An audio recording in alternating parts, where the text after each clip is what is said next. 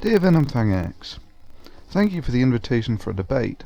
However, in an act of what I can only describe as creationist competence, you seem to have forgotten that I am on your blocked list, meaning that I cannot reply to your invitation. Under these circumstances, I hope you will entertain this open letter.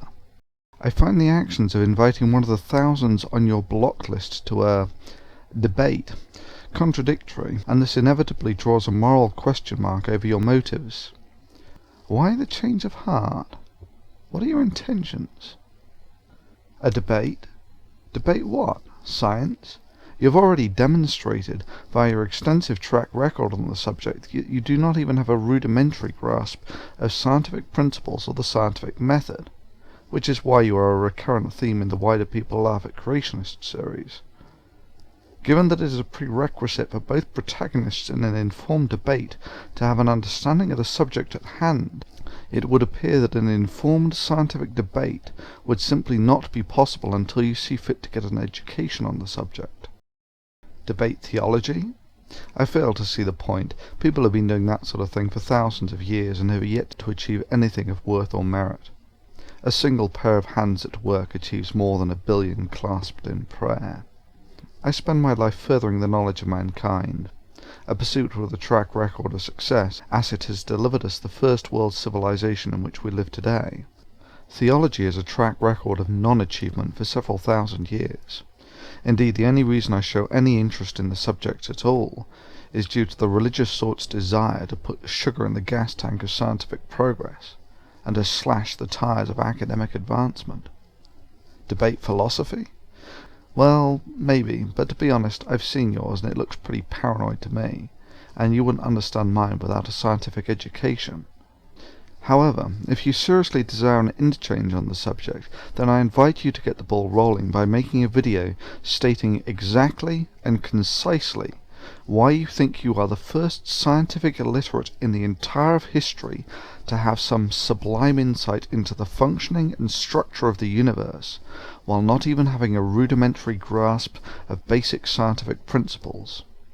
I certainly would like to hear your justification as to why you think the most educated and able people at the top academic centres of the world are all wrong in their use of reasoned logic to interpret physical data, while you, who wouldn't even understand the undergraduate courses taught in these universities, believe that you have a greater insight than all of them put together.